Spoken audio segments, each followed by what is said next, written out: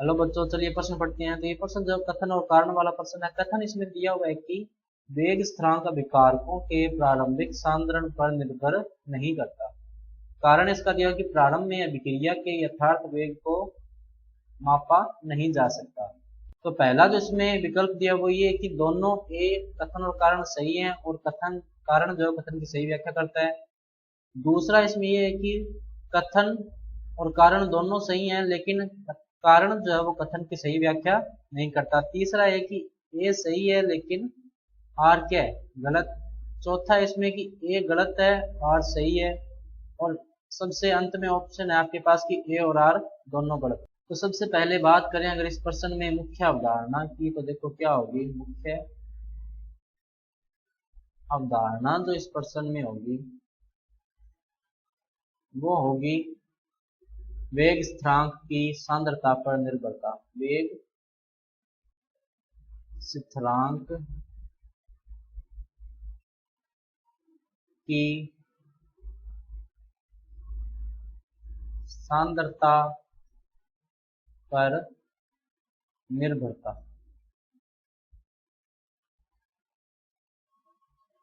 सांद्रता पर निर्भरता।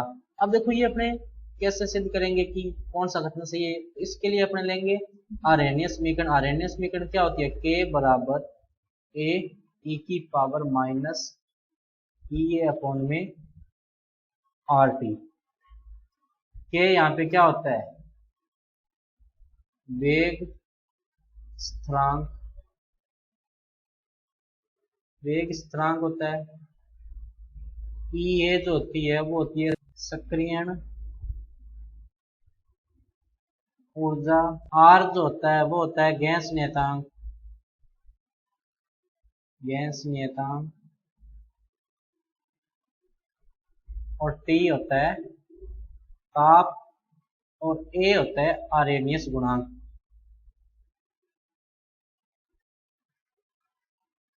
आरेनियस गुणांक। तो देखो अगर अपने वेग नियतांक की समीकरण नंबर 1 पर बात करें तो इसमें कोई भी सांद्रता का पद नहीं है।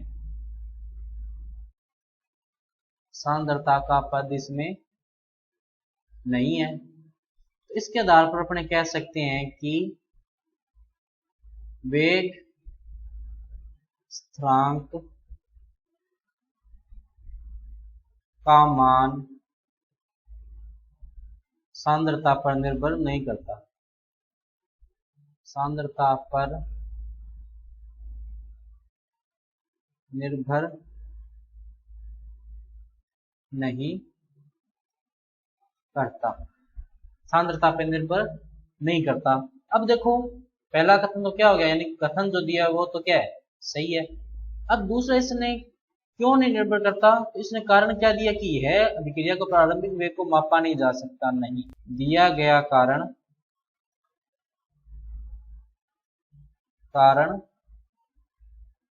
गलत है। दिया गया कारण क्या है, गलत है, क्योंकि प्रारंभिक वेग को मापा नहीं जा सकता। इससे गैस नेता इससे वेग स्थिरांक पर कोई भी प्रभाव नहीं पड़ता। अपने वैसे भी समझ सकते हैं कि मान लो अगर अपने पास एक अभिक्रिया है ए से बी, मान लो कोई अभिक्रिया है। अगर मान लो S1 सांद्रता पे मान लो K1 होता, S2 सांद्रता पे क्या होता, K2।